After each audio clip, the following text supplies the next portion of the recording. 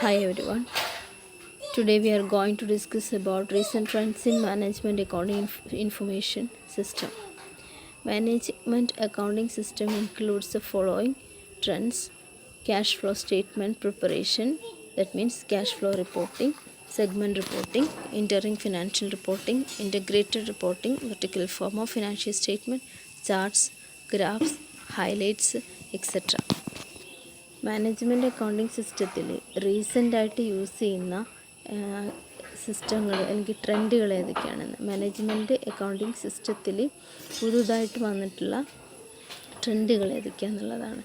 First one, cash flow reporting. According to SEBI, all the listed companies after the date of 31st March 1996 are required to include cash flow statement prescribed format accounting standard 3 in their annual report.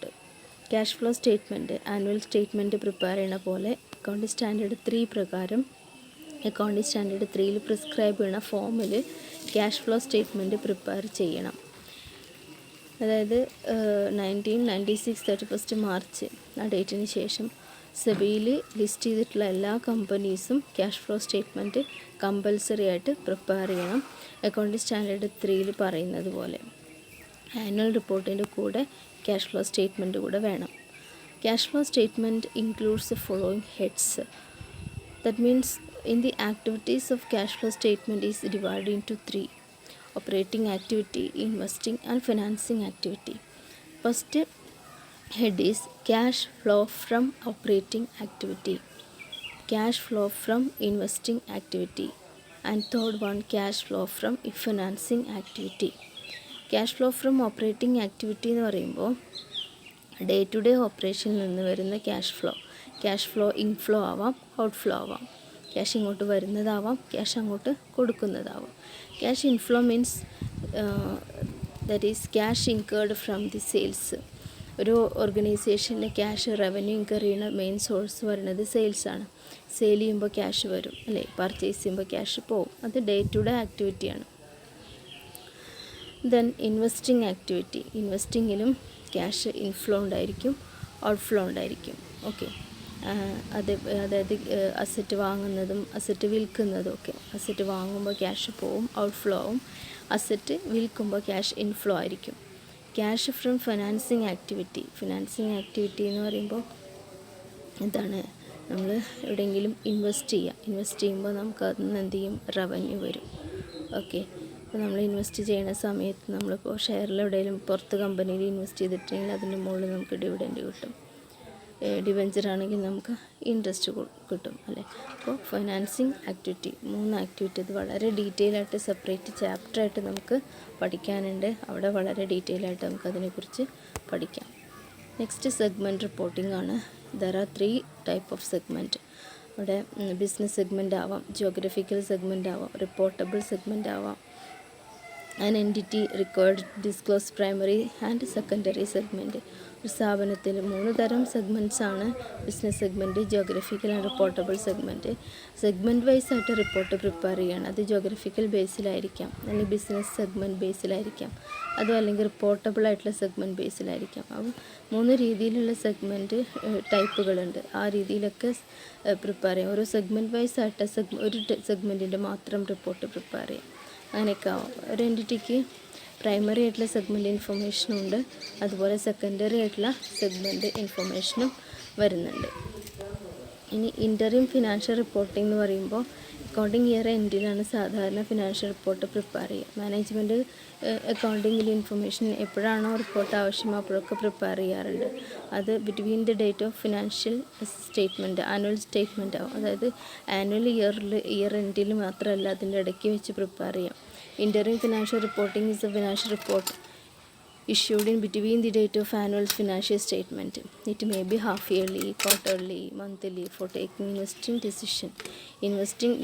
decision എടുക്കാൻ report എപ്പോഴാണ് ആവശ്യം. അത് ചിലപ്പോൾ half yearly 6 month കൂടുമ്പോഴാവാം, quarterly ആവാം, അതല്ലെങ്കിൽ monthly ആവാം. അപ്പോൾ അങ്ങനെയൊക്കെ എന്ത് ചെയ്യാം, റിപ്പോർട്ട് ആവശ്യം വരാം. അതിനനുസരിച്ച് റിപ്പോർട്ട് പ്രിപ്പയർ ചെയ്യാം. അതായത് ആനുവൽ ഇയറിന് വെയിറ്റ് ചെയ്യാതെ ഇടയ്ക്ക് വെച്ച് ആവശ്യമുള്ള സമയത്ത് റിപ്പോർട്ട് പ്രിപ്പയർ ചെയ്യൽ. Then integrated reporting. Integrated reporting is a combination of financial and non-financial report. It gives greater context for the performance of data and operations. ഒരു ഓർഗനൈസേഷൻ അതിൻ്റെ ക്വാണ്ടിറ്റേറ്റീവായിട്ടുള്ളതും ക്വാളിറ്റേറ്റീവായിട്ടുള്ളതുമായിട്ടുള്ള ഡാറ്റ ഇൻ്റഗ്രേറ്റ് ചെയ്ത് കൊണ്ടുപോവുക. അത് financial and non financial matters വെച്ചുകൊണ്ട് financial റിപ്പോർട്ടാവാം, non financial റിപ്പോർട്ടാവാം. അതായത് qualitative ഫോമിലുള്ളതും quantitative ഫോമിലുള്ള ഡാറ്റയും മാനേജ്മെൻറ്റൊക്കെ കൊണ്ട് കൺസിഡർ ചെയ്യുന്നുണ്ട്. അപ്പോൾ രണ്ട് ഇൻഫർമേഷനും കൂടി ഇൻ്റഗ്രേറ്റ് ചെയ്തുകൊണ്ട് റിപ്പോർട്ട് പ്രിപ്പയർ ചെയ്യുമ്പോൾ അതിനെ നമുക്ക് ഇൻ്റഗ്രേറ്റഡ് റിപ്പോർട്ടിംഗ് എന്ന് വിളിക്കാം. രണ്ടിനും ഇമ്പോർട്ടൻസ് കൊടുത്തുകൊണ്ട് ക്വാളിറ്റേറ്റീവ് ആയിട്ടുള്ള ഡാറ്റയ്ക്കും ക്വാണ്ടിറ്റേറ്റീവ് ആയിട്ടുള്ള ഡാറ്റയ്ക്കും, അതായത് ഫിനാൻഷ്യൽ ആൻഡ് നോൺ ഫിനാൻഷ്യൽ ഡാറ്റയ്ക്ക് ഇമ്പോർട്ടൻസ് കൊടുത്തുകൊണ്ട് പ്രിപ്പയർ ചെയ്യുക. അത് രണ്ടിനും ചേർത്ത് പ്രിപ്പയർ ചെയ്യുന്നതാണ് ഇൻ്റഗ്രേറ്റഡ് റിപ്പോർട്ടിംഗ് എന്ന് വിളിക്കുന്നത്. ഓക്കെ, അപ്പോൾ മാനേജ്മെൻറ്റ് അക്കൗണ്ടിങ്ങിൽ റീസെൻ്റായിട്ട് ഉപയോഗിക്കുന്ന ഒരു ട്രെൻഡാണ് ഇൻ്റഗ്രേറ്റഡ് റിപ്പോർട്ടിംഗ്.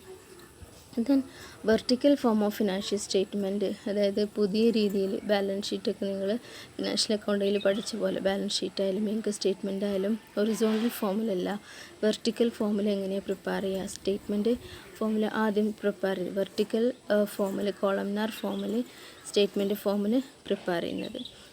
അതായത് it is a vertical or columnar form profit and loss account and balance sheet.